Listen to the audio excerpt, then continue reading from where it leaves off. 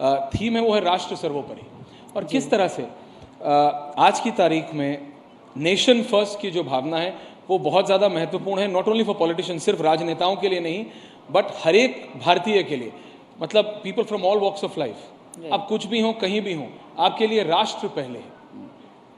तो आप इसको कैसे देखती हैं? हाउ डू यू इनकलकेट, चाहे आप कुछ भी हो, कहीं भी हो, how do you inculcate this in your daily life? Aishwarya, मुझे तो समझ में नहीं आता कि वो भारत कब ऐसा हो गया जहां पर राष्ट्र प्रथम न होने का भी कोई विकल्प भारतीयों के पास आ गया। अच्छा। ऐसा समय कब आया, ये बदलाव कब आया हम सब में, देश के नागरिकों में, समाज में? ये विकल्प होना भी नहीं चाहिए, ये प्राथमिकता तो सदैव होनी चाहिए राष्ट्र प्रथम। कहने का मेरा अभिप्राय ये कि ये तो ऐसा भी एक संभावना का मन में होना कि राष्ट्र प्रथम न हो, ये विचार भी न जाने कब होते होते 30 सालों में आ गया। मैं आपको अपने बारे में बता सकती हूँ, हमने ऐसे घर में जन्म लिया जहाँ पर पिता डॉक्टर थे जी, माँ गृहिणी थी, लेकिन हमने देखा 72 के वॉर में, 72 की जब लड़ाई हुई, उस समय जब रेल से घायल हताहत भारतीय सैनिक चले आ रहे थे तो मिर्ज़ापुर में पिताजी हमारे पोस्टेड थे। मिर्ज़ापुर। और वो यदि आप देखेंगे तो हावड़ा के जो मेन लाइन है वो बड़ी लाइन का बहुत बड़ा एक महत्वपूर्ण पड़ाव है। ट्रेन 1 ही मिनट रुकती थी उस ज़माने में।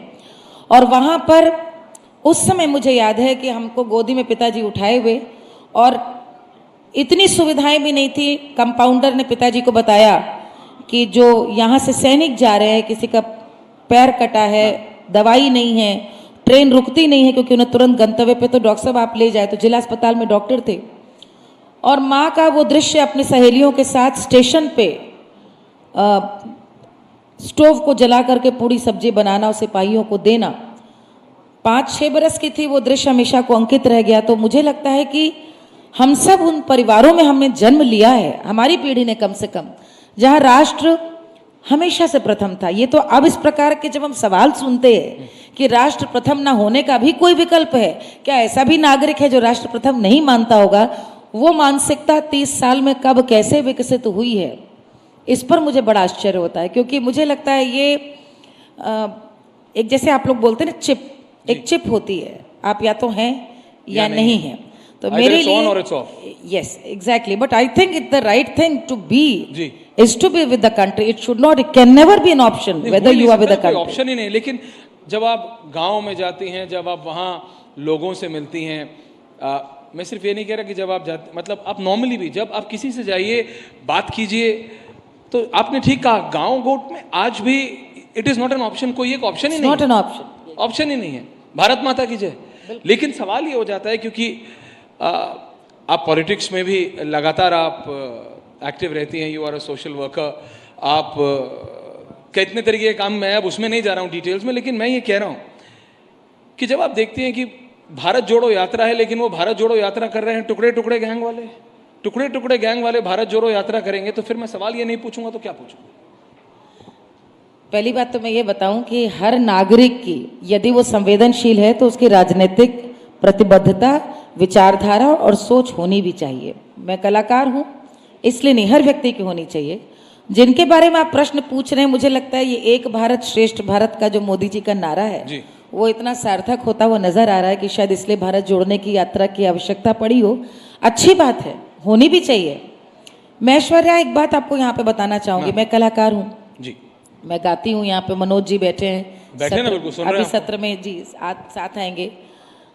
मेरे बहुत सारे दर्शक जो इस कार्यक्रम को देख रहे होंगे, 2 बिंदु पे आपसे बात करना चाहूंगी। आज से पहले तक संस्कृति मंत्रालय सरकार का कभी भी हो तो एक उसका दायित्व या उसका उद्देश्य लक्ष्य माना जाता था मंची व्यवस्था कराना, कार्यक्रम देना, कलाकारों को मंच देना।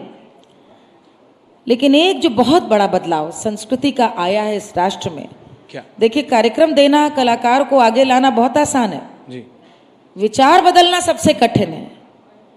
इस सरकार ने वो किया है। मैं आपको 3 उदाहरण देती हूँ, 3 उदाहरण जी। उत्तर प्रदेश से हम हैं, वहां पर किसी ने शायद नाम नहीं सुना होगा, लेकिन आजादी के अमृत महोत्सव के माध्यम से प्रधानमंत्री जी ने ये पहल करी कि गुमनाम नायकों को लाए। तो ये गुमनाम नायक कौन निकलेंगे? ये हमारे आपके गांव कस्बों के लोग निकलेंगे जिनको ना किताबों में है, लेकिन किसने उनको जगह दी? गांव ने दी, ग्राम समाज ने दी, गाथाओं में, गीतों में। मुझे याद है एक हम लोग गीत गाते हैं, अरे पैसा के लोभी फिरंगिया धुआं में गाड़ी उड़ाए लिए जाए, पैसा के लोभी फिरंगिया धुआं में गाड़ी उड़ाए लिए जाए। ये जब अंग्रेजों ने रेल चलाई तो लोगों ने कहा सारा लूट लूट करके लेके जा रहे हैं, धुआं में गाड़ी उड़ाए लिए जा रहे हैं। उसकी एक पंक्ति आती है, जैसन वीर कुंवर सिंह रहिलन वैसन वीर सुभाष कहौलन, अरे चेतो फिरंगिया, अरे भागो फिरंगिया, इतराज हमार पुरखन के, इतराज हमार पुरखन के, पैसा के लोभी फिरंगिया, अरे धुआं में गाड़ी उड़ाए लिए जाए। तो 1947 के पहले जो फिरंगी धुआं में गाड़ी उड़ाए लिए जा रहे थे, 2014 के पहले भी धुआं में गाड़ी फिरंगी उड़ाए लिए जा रहे थे। आप जानते ही मैं क्या बोलूं। तो भारत जोड़ो यात्रा के बारे में मैं क्या कहूं। इस गीत पे मैं यदि आऊं, वीर कुंवर सिंह का जिक्र आया। मैम लेकिन मैं कल्चर पे आता हूं बीच में। आपने नहीं, मैं एक मिनट इस गीत के बता दूं। इस गीत में वीर कुंवर सिंह का जिक्र आया। वीर कुंवर सिंह जी जितने भी भोजपुरी भाषी हैं, जितने भी बिहार के हैं, जितने भी यदि ग्राम समाज से जुड़े, वो जानते हैं कि 1857 और लड़ाई में, भारत की आज़ादी की लड़ाई में वीर कुंवर सिंह जैसा कोई घुड़सवार नहीं हुआ, ऐसी किसी ने आज़ादी की लड़ाई नहीं लड़ी। लेकिन गाथाओं में, गीतों में वीर कुंवर सिंह, मनोज जी आपको बहुत गीत सुना देंगे वीर कुंवर सिंह पे। इस सरकार ने पहली बार बिहार में वीर कुंवर सिंह जी का सम्मान किया है, उनका नाम लिया है, जिनका नाम भी किताबों में नहीं। ऐसे ही नाम दूसरा मैं आपको देती हूं, गंगू मेहतर, गंगू बाबा मेहतर, जिनके बारे में शायद नाम भी लोगों ने नहीं सुना होगा। वे एक पहलवान थे और नानाजी पेशवा के बहुत निकट थे। तात्या टोपे और नानाजी पेशवा के जब आज़ादी की लड़ाई में सेना हारने लगी तो उन्होंने गंगू पहलवान से कहा, गंगू पहलवान दरअसल पूरा नाम था गंगू भैया मेहतर। तो वो समाज के एक ऐसे वर्ग से आते थे। ये मैं इसलिए कह रही हूं कि पश्चिमी दुनिया ने आज़ादी के बाद हमें यही दिखाया कि हम जाति धर्म से कैसे बटे हुए थे। गंगू मेहतर को नाना साहब ने बुलवाया, 350 शिष्यों को लेकर वो आए जो उनके शागिर्द। आप जानते हैं हमारे यहाँ उत्तर प्रदेश में पहलवानी के अखाड़े चलते हैं, और गंगू मेहतर अपने 350 पहलवान शिष्यों को लेकर आए और कानपुर की छावनी में अंग्रेजों को उन्होंने छक्के छुड़ा दिए। लेकिन मैंने देखा ललित कला अकादमी भारत सरकार की गंगू मेहतर पे पूरी प्रदर्शनी करा रही है। कानपुर के लोग भी अचरज में थे कि हमें तो नहीं मालूम था ऐसा नायक था। विचार बदलने का जो सबसे बड़ा काम एक हुआ है भारत जोड़ो की, मैं इसलिए कह रही हूं कि जहां पे हमें लोग आज भी, माफ कीजिएगा लेकिन आप चैनल है जहां पे हम लोग को लोग अभी भी एक बलात्कार की घटना हो या अपराध की घटना हो, उसके पहले अपराधी या अपराध करने वाले की जाति में पता चल जाती है। ऐसे समाज में यदि सांस्कृतिक सोच के हिसाब से यदि सरकार की ये पहल है कि हम सांस्कृतिक रूप से, देखिए आज़ादी में हम कलाकारों को काम दिया गया, 1857 ये आज़ादी के अमृत महोत्सव को मनाइए। मैं एक आर्टिस्ट हूँ जी। अब मैं आर्टिस्ट के रूप में मैं क्या सोचती हूँ, तो कल को मैं तो चाहूंगी गंगू मेहतर की कहानी सुनाऊं, जैसे मैंने इस अवसर का लाभ उठाया। मैं वीर कुंवर सिंह की कहानी सुनाऊं जिसको कभी नहीं कहा गया। तो मुझे लगता है कि जो आपने एक बात अभी मैं आप यहाँ पर पूछ रहे थे कि आगे का भारत कैसा है वह, या भारत कैसे जुड़ेगा, मुझे लगता है भारत जुड़ने की बहुत सुंदर परंपरा पे ऑलरेडी चल चुका है। उसका एक नवीनतम उदाहरण है सुभाष चंद्र बोस जी की मूर्ति का भारत के हृदय पे दिल्ली में स्थापित होना, उनको वो सम्मान मिलना जो उनको आजाद भारत में नहीं मिला। ये एक सांस्कृतिक पुनरुत्थान है, पुनर्जागरण जिसको कह सकते हैं। और मैं कलाकार होने के नाते कह सकती हूँ ऐश्वर्या बहुत भाग्यवान हूँ कि उसकी एक वाहिका होने का सौभाग्य मिला है। मैं सिर्फ ये सवाल आखिरी मालिनी जी की, कल्चर में लोग कहते हैं ना कि आर्टिस्ट है भाई, ये क्या राज सर्वोपरि की बात करेगा, ये तो अपना आएंगे गाएंगे बजाएंगे जाएंगे। लेकिन आपने बताया कि कल्चर से भी किस तरह से राष्ट्र सर्वोपरि की भावना सब में होती है, लोग उसको हल्के में ले जाते हैं। बिल्कुल सही कह रहे हैं। इसके भी दो आयाम हैं। एक तो जो आपने कहा बड़ी अच्छी बात आज स्मृति जी ने कही थी, जब फिल्म की बात एक हुई जी हम सुन रहे तो उन्होंने इतनी अच्छी एक बात कही कि भाई हम सिनेमा को आदि अंत क्यों भारत का समझते हैं, हमारा पहनावा, हमारा भोजन, हमारी बोली, हम क्या कह रहे हैं, हमारे विचार, हमारा जीवन दर्शन, ये भारत है, उसको हम कैसे ले जाएंगे। मैं एक छोटा सा आपको एक उदाहरण दे रही हूं कि जिस साल मुझे पद्म सम्मान मिला उस साल पहली बार आजाद भारत में पहली बार 5 लोक कलाकारों को पद्म सम्मान दिया था, अलग अलग बोलियों के। ये दिखाता है, ये हमने अभी हिंदी दिवस मनाया 2 दिन पहले, क्षमा कीजिएगा लेकिन हिंदी 100 साल पहले आई। हाँ? हिंदी की माँ कौन है? अवधी, ब्रिज, भोजपुरी, बघेली, मैथिली, ये बोलियां, इन बोलियों का संवर्धन करने वाले ही अपनी उस प्राचीन विरासत को लेकर के चला रहे हैं।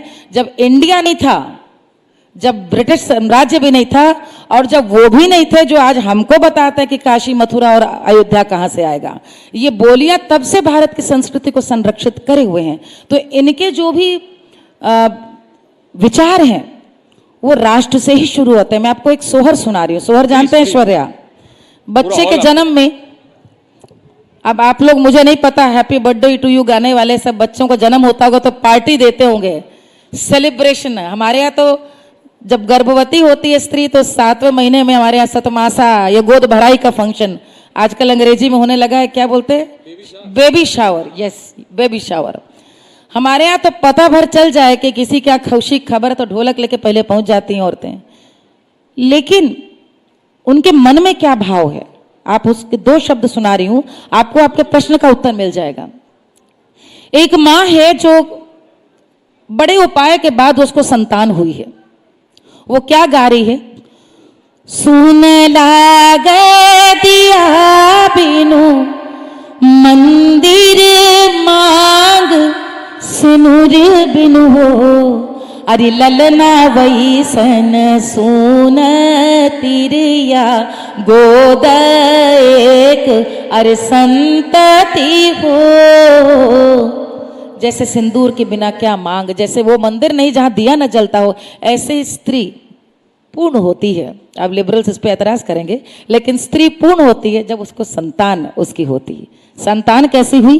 बड़ बड़ू पैया जतनावा उपचरवा जतनावा, अरे भैलिन हो, अरे ललना जबले, अरे राम जी के कृपा भैलता ललना, अरे जन्म हो। बड़ी मैंने पूजा करी, उपाय किए, राम जी की कृपा हुई तो संतान का जन्म हुआ। अर्णव जी, संतान का जन्म तो हुआ, लेकिन किस निमित्त? ये भारत की माँ है, और ये भारत की माँ 1947 से बहुत पहले से उपस्थित रही भारतीय समाज में, जिसने हम लोगों को गढ़ा है और संवारा है। माँ कहती है, बेटा होगा तो क्या करूंगी? पुतवा को देवो में देसवा, किसे हुआ में देसवा, किसे हुआ में हो, अपने बेटे को मैं देश की सेवा में दूंगी। पुतवा को देवो में देसवा, किसे हुआ में देसवा, किसे हुआ में हो, के ललना बाढ़ हुई है, देसवा के काम गई हैं, जन्म हमार सफल हुई है हो, के ललना बाढ़ हुई है। मैं अपना जब बेटा पैदा होगा तो मैं उसको देश की सेवा के लिए अर्पित करूंगी। मेरा बेटा जब देश में बड़ा होगा, देशवा के काम आई है, जब वो देश के काम आएगा तो जन्म हमार सफल हुई, तो उसको जन्म देने में मेरा जन्म सफल होगा। देश के काम कैसे आता है? वो फौज में जाए, वो बांध बनाए, वो चिकित्सक बने, वो शिक्षक बने, लेकिन देश सर्वोपरि है। ये वो भारत माता की एक बेटी बोल रही, जो आज माँ है, जिसको आज की परिभाषा में लोग शायद अशिक्षित कहेंगे, लेकिन हम लोग तो कहेंगे कि वो इतनी पढ़ी थी कि आज की बहुत सारी शिक्षित महिलाओं को ये संस्कार लेने की आवश्यकता है। As I said Aishwarya, I never imagine there will be a time where this could be also an option, whether or not nation first, राष्ट्र प्रथम सदा से था, ये कोई विकल्प नहीं हो सकता। बिल्कुल। तो आपके इन्हीं शब्दों के साथ बहुत बहुत धन्यवाद माननीय अवस्थी जी का। Thank you. बहुत रिपब्लिक भारत के समक्ष आने के लिए thank you ma'am, thank you so much. और मैं चलते चलते एक बात कहना चाहूंगी अर्णव, आपको सबको, मैं रिपब्लिक को अपनी ओर से हृदय से बहुत सारी बधाइयाँ इसके लिए देना चाहती हूँ। और सारे चैनल्स हैं, बहुत हम लोग सौभाग्यशाली हैं, सब में बुलाया जाता है, लेकिन आपके पास जिगरा है Arnab. Long live republic of India. तो कला के माध्यम से इस तरह से राष्ट्र सर्वोपरि बना है